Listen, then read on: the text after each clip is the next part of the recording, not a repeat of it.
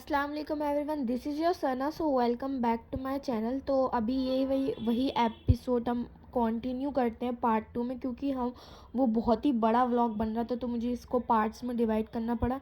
तो हम ताजमहल की पार्किंग से हमें एज अ बैटरी वाली कार में बैठाला जाता है। ये कार पार्क कर कर आपको 1 किलोमीटर तक दूर ले जाएगी आपको ये कार, और ताजमहल की जहाँ टिकट्स मिलती हैं वहाँ पर आपको ड्रॉप कर देगी ये।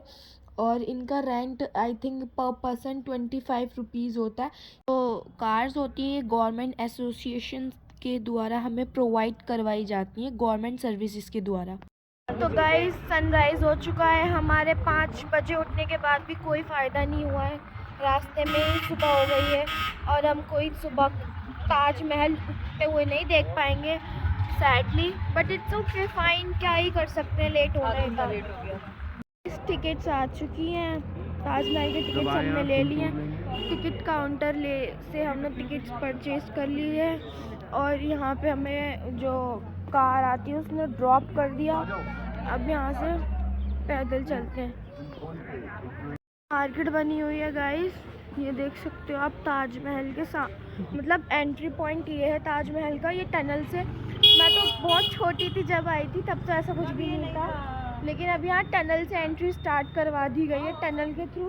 और उसके सामने यहाँ अच्छी सी मार्केट बना दी है, खाने पीने का सामान वगैरह बिकता है और सब कुछ अच्छे से होता है। और बहुत सी कार्स देखो यहाँ तक छोड़ने आ रही है, और हमारी वाली ने तो पीछे छोड़ दिया था। सब कुछ मेरे और मेरे घर वालों के साथ ही। तो देखो गाइस बंदर,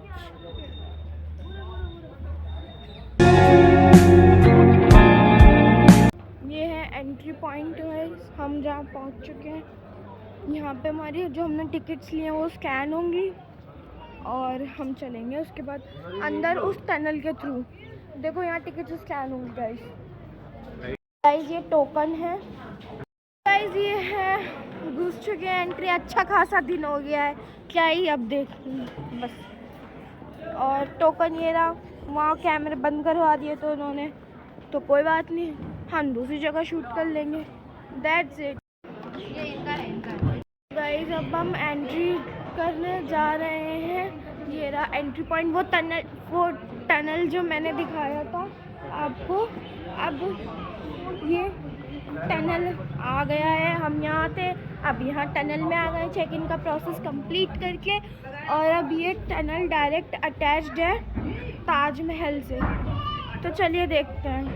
देख रहे हैं, ये सारे ब्रिटिश टाइम के फोटोज हैं, क्योंकि मुगल टाइम में कोई कैमरा मैन नहीं हुआ करता था, ना ही फोटोग्राफर हुआ करते थे, ना ही कैमरे हुआ करते थे। तो जितने भी फोटोज लिए गए हैं सारे ब्रिटिश टाइम से लिए गए हैं। गाइस यहाँ पे सारी में फ़ोटोज़ लगी हुई हैं ताजमहल की।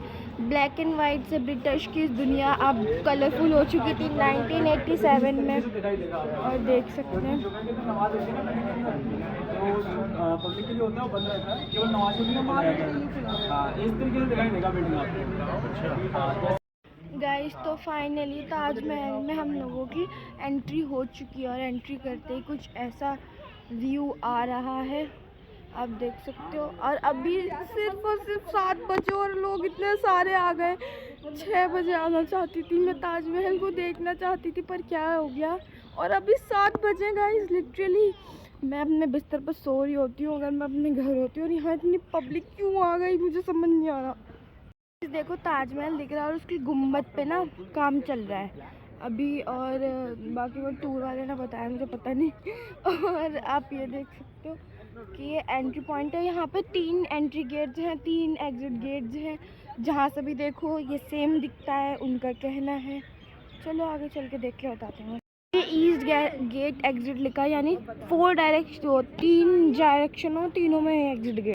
पहले जितने भी सेलिब्रिटीज़ वगैरह हुआ करते थे सभी इस गेट से आया करते थे, और अभी भी जितने भी सेलिब्रिटीज़ वगैरह हुआ करते हैं वो सभी इस गेट से आया करते हैं। तो शाहजहाँ की पहली वाइफ जिनका नाम था सरहिंदी बेगम, उनके नाम से आना जाता था ये गेट। और जो वेस्टर्न गेट है जो सिटी को फेस करता है, जनरल गेट, वो शाहजहाँ की दूसरी वाइफ फतेहपुरी बेगम के नाम से आना जाता था। अपने पीछे यही जो गेट है ये साउथ गेट है, लेबर कॉलोनी गेट। इस टाइम बिल्डिंग बनाया जा रहा था, उस टाइम 20,000 मजदूरों ने बिल्डिंग को बनाने के लिए काम किया था, तो उन लोगों को रहने के लिए कहीं भी जगह नहीं थी। तो इस गेट के बाहर जो कॉलोनी है वो कॉलोनी अलर्ट की गई थी उन लोगों को, तो वो लोग यहीं से आया जाया करते थे। ये जो गेट है ये शाही दरवाज़ा है, जिसको रॉयल गेट के नाम से जाना जाता है।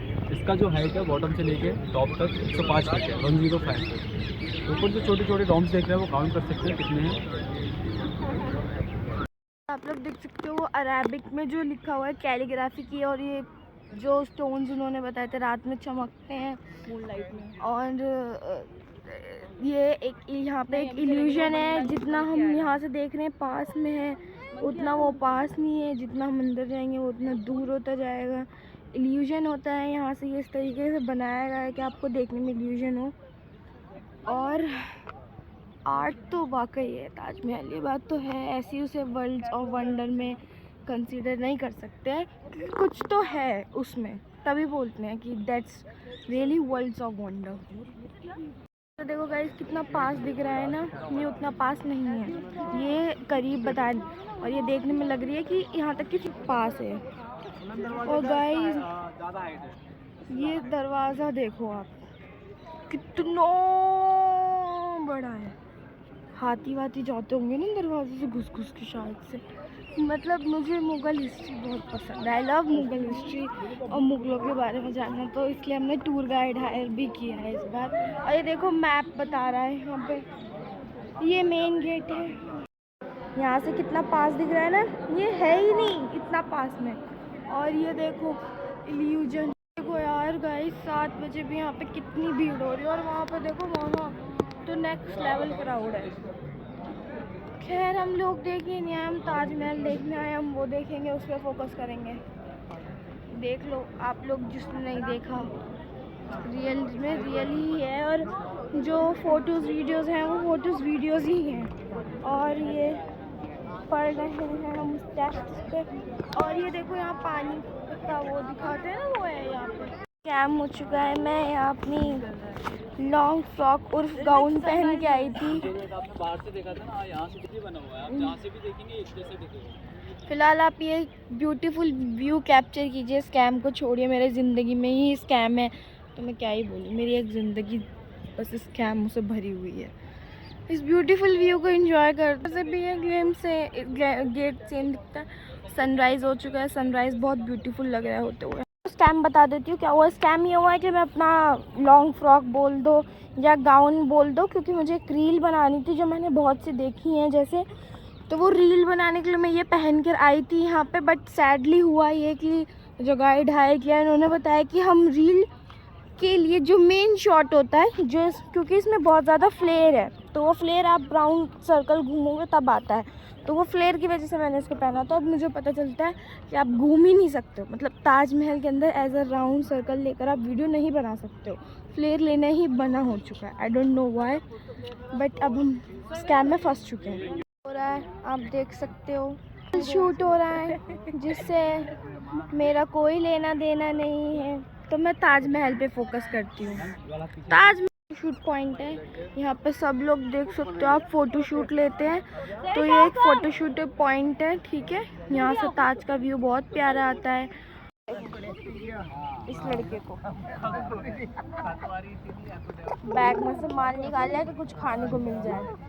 ध्यान हाँ कर रहा है। सैरिश का फ़ोटो शूट हो रहा था, सैरिश का फ़ोटो शूट हो रहा है, तो सैरिश ने बहुत सपोर्ट। गाइस अब अम्मी से मिल लीजिए, अम्मी जी सलाम दुआ खैर खैरियत ले लीजिए।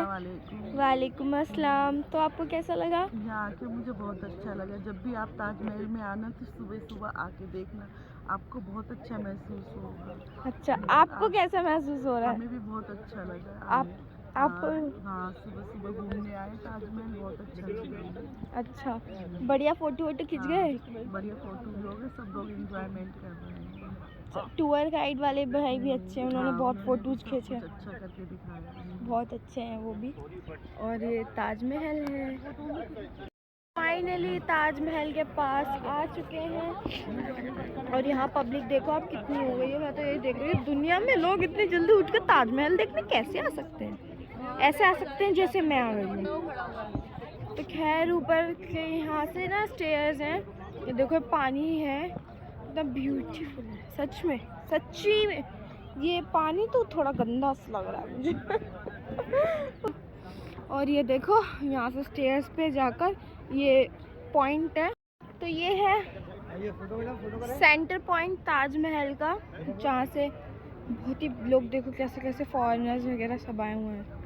आंटी की साड़ी तो देखो आप। खैर ये मेन पॉइंट है, यहाँ से बहुत अच्छे फ़ोटोज़ आते हैं और यहाँ से पूरा ताजमहल आ रहा है। और अभी उन्होंने बताया कि ये जो मीनार देख रहे हैं ये स्ट्रेट नहीं है, ये टेढ़ी टेढ़ी है, जिससे अर्थक्वेक आएगा तो ये बाहर गिरेंगी, अंदर नहीं गिरेंगी। ताजमहल है तो खूबसूरत, जो बात है। अब हम भी फ़ोटोज़ लेंगे यहाँ पे। और यहाँ चेक कर रही हूँ कि कितना गहरा है, गिर विर तो नहीं जाऊँगी, पर गहरा नहीं है वैसे भी, ये ज़्यादा ज़मीन दिख रही है। खैर So when I die, which I must do, could it shine down here with you? Just my love is mine, all mine. यहाँ पे देख सकते हो कितने सारे सब लोग फ़ोटोज़ के लिए वेट में हैं, किस पॉइंट पे खींचें। और सिर्फ ये लोग नहीं, मैं भी फ़ोटो के पॉइंट में। गाइस ये ताज म्यूज़ियम है और यहाँ का म्यूज़ियम अभी बंद है, तो अभी हम नहीं जाएंगे यहाँ पे। और ये वही सेल्फ़ी पॉइंट था जहाँ से हम सेल्फीज़ और फ़ोटोज़ ले रहे थे। और इसके सामने ताजमहल है। अब जाने वाले हम ताजमहल के और पास यहाँ पे। और गहरा तो बहुत है, बहुत ही ज़्यादा ही गहरा है। देखते हैं हम लोग ताजमहल के एक और पॉइंट पे। 300 पॉइंट है ताजमहल के, तो इसमें से एक पॉइंट ये है अध्ययन, और सनलाइट आ रही है भाई, बहुत ही एकदम भाई ऐसा लग रहा है स्मार्ट एकदम। तो भाई कैसा लग रहा है ताजमहल आके? बहुत अच्छा, बहुत अच्छा लग रहा है एकदम भाई, ऐसा लगी थी ना तो भाई एकदम गोरा चिट्टा में हम। पर ये क्लोज है तो हम इसमें जा नहीं रहे। अब हम इधर जा रहे हैं और मैं पीछे रह गई हूँ फोटोज़ के चक्कर में। चलो चलते हैं और टूर गाइड जो बता रहे हैं वो सुनते हैं। वाकई यार संगमरमर है, इतना चमक रहा है ये बहुत ज़्यादा। और अब हम चप्पल उतार के शूज़ का वो कुछ मिलता है वो पहनेंगे और अपनी टिकट स्कैन करवा के ताज के पास जाएंगे। मतलब सच में ही ताजमहल इसे क्यों कहा जाता है 7 ऑफ वंडर्स। यहाँ मुझे आज, मतलब मैं बहुत छोटी थी जब लास्ट टाइम आई थी, लेकिन जब आज मैं आई हूँ तो मुझे पता चल रहा है कि सच में इसे 7 वंडर्स ऑफ वंडर में क्यों काउंट किया जाता है। शूज़ कवर मतलब इस टाइप में मिल गए हैं अपने पैरों में पहनने के रखने, जैसे पहन लिए भाभी ने, उन्होंने पहन लिए, टूर गाइड वाले ने शहर पहन लिया है, तो इस तरीके से हमें पहनने हैं, तो मैं भी पहन लेती हूँ। और ये मेरे कवर ये रहे, देख रहे हैं आप ताजमहल के सामने ये मस्जिद है, यहाँ तरावियाँ भी होती है रमज़ानों में और अच्छा है ये। मकबरे में जाने वाले हैं गाइस, ये देख सकते हो आप। यहाँ पे हमारी टिकट स्कैन होंगी मकबरे में जाने के लिए। स्कैन हो रही है हम लोगों की, टिकट स्कैन करवाने के बाद हम लोग अंदर जा सकते हैं। आज स्कैन हो रही है हम लोगों की, टिकट स्कैन करवाने के बाद हम लोग अंदर जा सकते हैं। खास बात ये है, आप जब इसमें लाइट लगाओगे तो लाइट ट्रांसपेरेंट होता है। अच्छा हाँ, जो ओरिजिनल मकराना मार्बल होगा उसमें से लाइट पास होगा, अदरवाइज जो प्लास्टर ऑफ पेरिस रहेगा सॉफ्ट मार्बल उसमें से लाइट पास नहीं होगा। आजकल क्या करते हैं, बहुत सारे छोटे छोटे जो अनऑथराइज शॉप्स रहते हैं ना, दी हुई है गुम्बद की, है उसी टाइम का डिज़ाइन है और ये कोई पेंट नहीं है, मतलब ये उसी टाइम का ब्लैक पत्थर है जो डल हो चुका है और थोड़ा, और उस टाइम पे इतना ब्राइट नहीं मिलता था। संगमरमर हो तुम तो कांच। यहाँ आप देख सकते हो फ्लोर पे भी पैटर्न बना हुआ है। हम ऊपर जा रहे हैं, गेट है और ऊपर जाने का रास्ता है ये। सी द व्यू जस्ट, मतलब यहाँ बाउंड्रीज लगी हुई हैं तो मैं वहाँ से नहीं दिखा सकती आप लोगों को, लेकिन यार क्या व्यू है यार।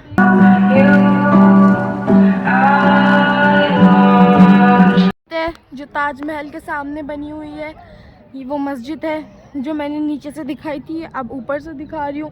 सामने वो जो दिख रहा है वो गेस्ट हाउस है और ये वो ताजमहल है जो एक शाहजहां जो अपनी बीवी से इतना प्यार करता था, इतनी मोहब्बत करता था कि एक संगमरमर जिस पे हम चल रहे हैं वो है, एक संगमरमर की वो मूर्त है जो उसने मोहब्बत में बनवाई है। मतलब प्यार, कोई इतना प्यार किसी से कैसे कर सकता है, लेकिन सच में ये सिंबल है मोहब्बत का। ताजमहल के अंदर जाएंगे अभी हम, लेकिन पहले बाहर का जो वर्क है उसको देख लो और उसको समझ लें। लगेगा उसको पहले कार्विंग की जाती है। कार्विंग करने के बाद डिज़ाइन बनाया जाता है। डिज़ाइन बनाने के बाद पत्थर को खोदा जाता है। पत्थर खोदने के बाद ये जो स्टोन्स का वर्क देख रहे हैं, ये सारे अलग अलग स्टोन्स हैं जो अलग अलग कंट्री से मंगाए जाते थे। ये ग्रीन मलाकाइट है, ब्लैक ऑनिक्स है, ये ऑरेंज कॉर्नेलियन है, ये मदर ऑफ पॉल है, ये येलो जैस्पर है। तो ये सारे जो स्टोन्स होते हैं जो रॉ पीसेस रहते हैं इनके चिप्स काटे जाते हैं। जैसे कि आपने बोला कि उन लोगों के हाथ काट दिए गए थे, जिन लोगों ने हाथ नहीं काटे थे, ये जो पीसेस रहते हैं रॉ पीसेस के इनकी चिप्स काटे जाते हैं। उनकी जब शेप देते हैं ना वर्कर लोग, तो ये फिंगर रहते हैं, ये फिंगर घिस जाते हैं। काम करते टाइम जब वो हैंड ग्राइंडर चलाते हैं तो ये फिंगर घिस जाते हैं प्रॉपर। कभी कभी ब्लड भी आ जाता है काम करते। तो ये हाथ काटने वाली बात वो सच सब नहीं है। झूठी बात है, वो हाथ नहीं काटे गए थे, उन लोगों के क्या फिंगर घिस जाते थे। तो इसलिए उन लोगों को इतना पैसा दे दिया गया था ताकि वो कहीं काम ना करें और उन्हें काम करने की ज़रूरत भी ना पड़े। हम जा रहे हैं मकबरे के अंदर। मकबरे के अंदर फ़ोटोग्राफी अलाउड नहीं है, तो मैं शायद शूट ना कर पाऊँ। शायद क्या, शूट ही नहीं कर पाऊँ जब अलाउड नहीं है। तो ये अरेबिक में लिखा हुआ है इट्स कैलीग्राफी। दे दिया था तो मैंने वहाँ पर व्लॉग नहीं शूट किया, बट आप यहाँ देख सकते हो। मैं आपको अब यमुना रिवर दिखाती हूँ जो मकबरे के सामने से है आती हुई। और यहाँ ओ सैरिश अपी देख, ये सर जो है ना आगे का ना वर्क कंस्ट्रक्शन ऑन वर्क है, तो यहाँ पे वो लगा रखे हैं कि जाना नहीं है, मना कर दे। और अभी एक अंकल ने बहुत डांटा भी एक बच्ची को। देखो मैं कह रही थी ना कंस्ट्रक्शन वर्क है, ये देखो चल रहा है वहाँ पे वर्क।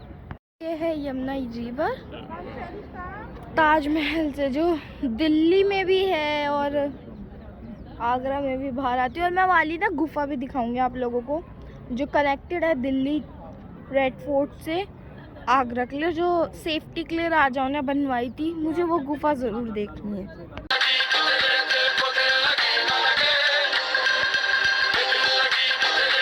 पे हमने बहुत अच्छी पिक्चर्स ले ली हैं। ये गेस्ट हाउस था। और गाइस जो मैं देखना आई थी मेन, वो है वो गुफा जो निकलती है लाल किले पर। जो बात सच है, ये गुफा लाल किले तक जाती है। और आई विश में जा पाती इस गुफा में और लाल किला निकल पाती। बताते गुफा के अंदर भी उन्होंने बताया कि गुफा के अंदर भी बहुत ज़्यादा स्पेस्ड है, अलग अलग डायरेक्शंस दे रखी है कंफ्यूजन के लिए कि दुश्मन कंफ्यूज हो जाए। काश में जा पाती। और रिसर्च के लिए बहुत से बार कुत्ते उत्ते भी भेजे गए हैं, लेकिन कोई भी आज तक मिल नहीं पाया गाइस। गाइस ये एग्जिट पॉइंट और ये देखो यहाँ से दिख रही है कि मतलब कितनी खूबसूरती है, कितनी खूबसूरती है। और लोग आए जा रहे हैं, आज बहुत रश का दिन है। चलिए चलते हैं स्लो स्लो। फ्लैट स्लीपर्स पहननी थी, मैं फ्लैट लेके भी आई थी, लेकिन वो सुबह सुबह गाड़ी में रह गई तो। और मेरे पैर अब बहुत दुख रहे हैं, ऊपर से गाँव ने मुझसे हैंडल नहीं हो रही चीज़ें। प्लस मेरे पास कोई है भी नहीं कि जो मेरी चप्पल पकड़े और मैं महारानी बन के चल पाऊँ। तो एडजस्टमेंट करना पड़ता है लाइफ में। चलो चलते हैं, पॉइंट की तरफ जा रहे हैं, होटल जा रहे हैं क्योंकि बहुत थक गए हैं हम लोग, सब थक गए हैं। और जितना हो सका मैंने व्लॉग शूट किया है। अब म्यूज़ियम स्किप कर दिया because we are not interested to go on museum. कर लिया है और अगेन वो मार्केट आ चुकी है। अब यहाँ से कार मिलेगी हमें जाने को नहीं। कितने सारे मंकीज बैठे हैं, एक आधा फ़ोन वोन ना छील के बाहर जाए। खैर, और ये मार्केट है यहाँ पे इधर साइड में। अब मैं आपको वर्कर जो उन्होंने वर्क किया था रियल आर्ट का, वो वर्क दिखाती हूँ आप लोगों को कि रियल आर्ट का वर्क कैसे होता है। हैंड क्राफ्टेड वर्क जो उन्होंने किया था। ओह अभी उनकी पुस्तें काम करती हैं। ये 17वीं जनरेशन काम करती है। ये भैया आपको बताएंगे किस तरीके से काम होता है।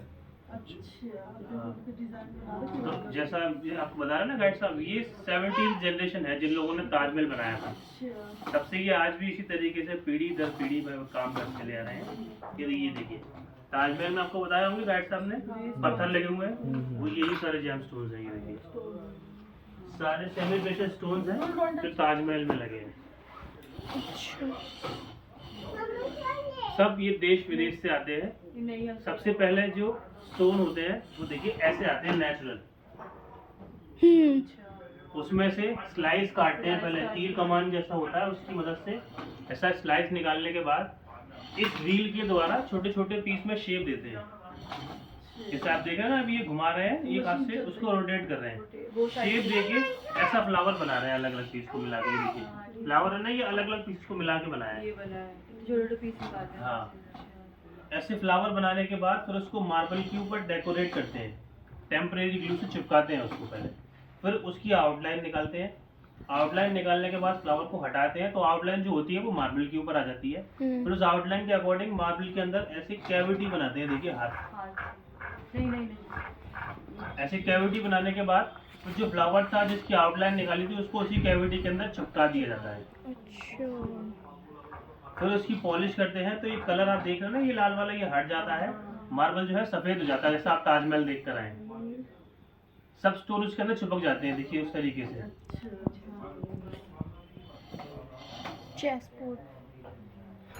और ये ग्लू जो यूज करते हैं वो ये वाला है, तो फॉरएवर हो जाता है, एक तरीके का पत्थर जैसा हो जाता है। ये सिर्फ एक ही बार यूज होता है। ये मेरे पत्थर जैसा ग्लू है ये? एक बार चिपकने के बाद बिल्कुल पत्थर हो जाता है।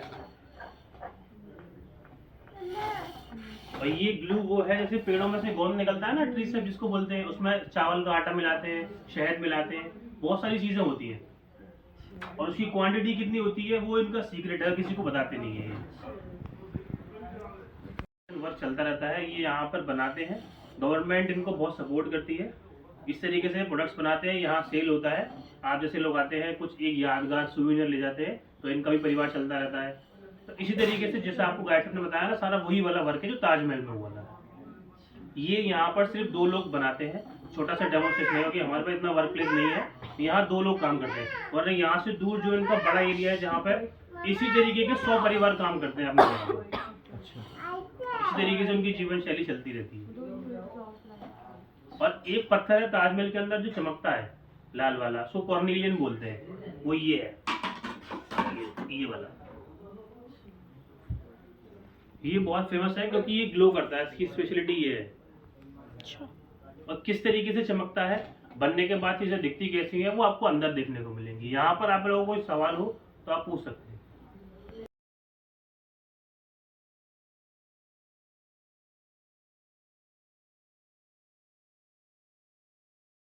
मैं बैठी हुई हूँ इसलिए व्लॉग अच्छे से शूट कर पाऊँ। और अब हम जा रहे हैं वापस।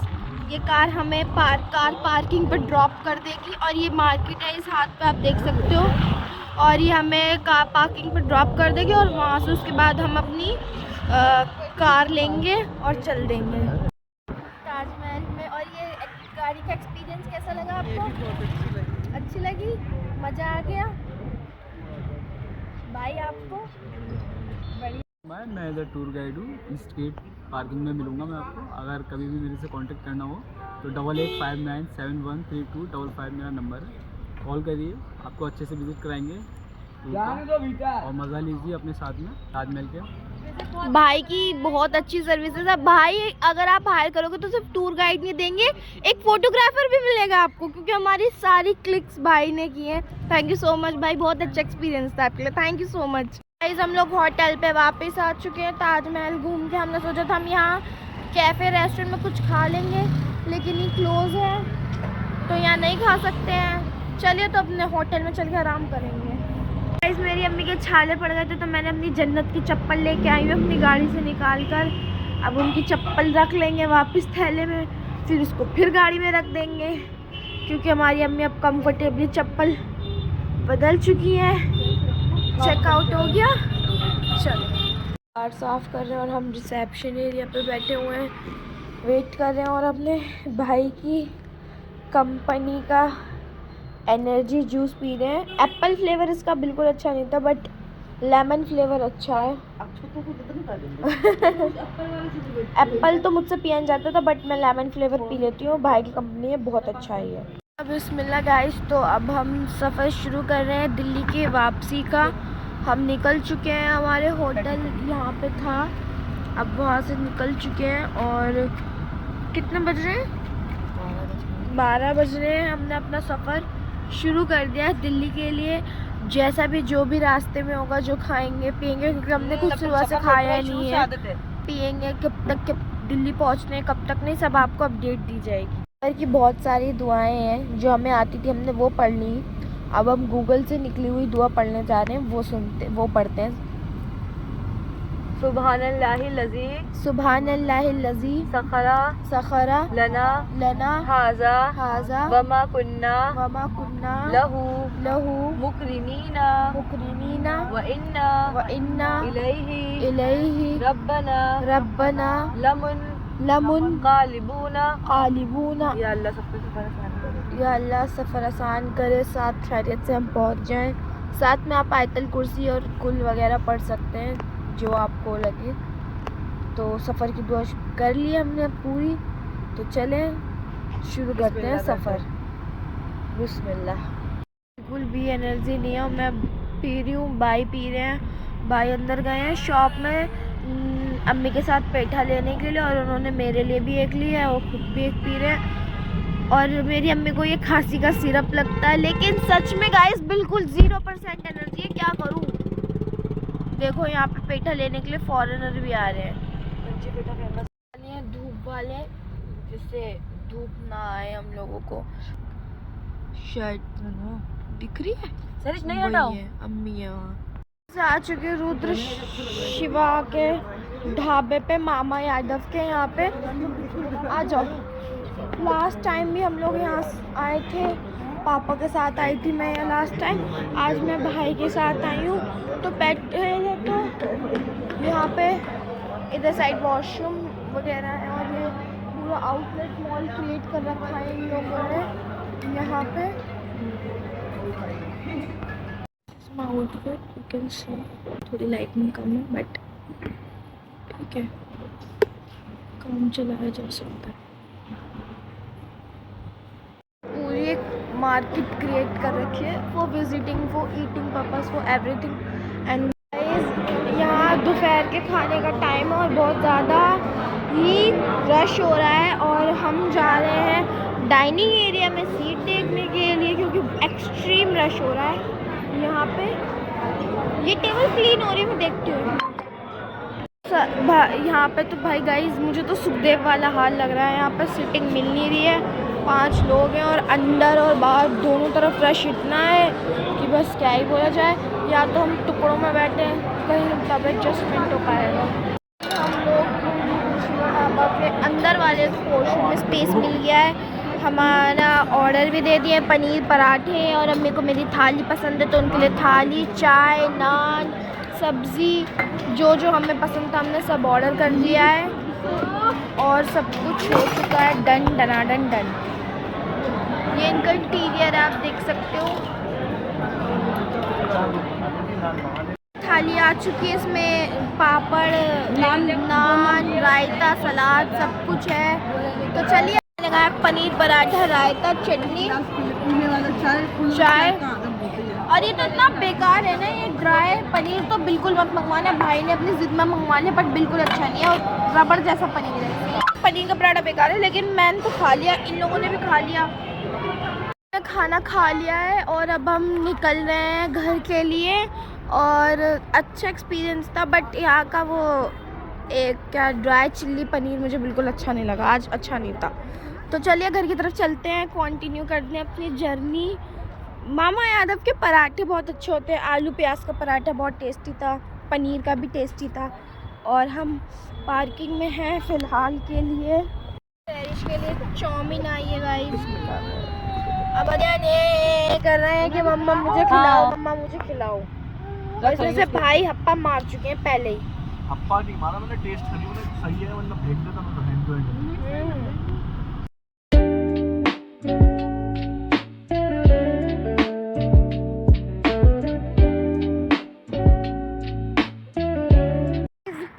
हम एक ब्रेक लिया है हमने अपनी कार से, थोड़े पैर सीधे करने के लिए, चलने के लिए। हाँ, और ये हाईवे देख सकते हैं, गाड़ी कितनी स्पीड में आ रही है, जा रही है। जब आप कार के अंदर होते तो आपको पता नहीं चलता।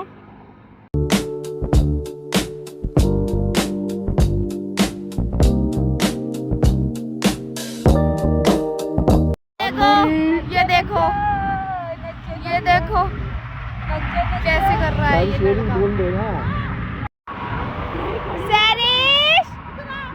वहाँ पे फ्रेंड्स हमने यमुना एक्सप्रेस वे क्रॉस कर लिया था और यमुना एक्सप्रेस वे क्रॉस करते ही ग्रेटर नोएडा लग जाता है, उसके बाद नोएडा और आप फाइनली दिल्ली में एंटर कर जाते हो। तो हम लोग यमुना एक्सप्रेस वे क्रॉस करके यानी हाईवे का पूरा सफ़र अल्हम्दुलिल्लाह हमने कंप्लीट कर लिया था और उसके बाद हम दिल्ली पहुंचने वाले थे और दिल्ली पहुंचकर आपको सारी अपडेट देते हैं इसके आगे की क्या होता है।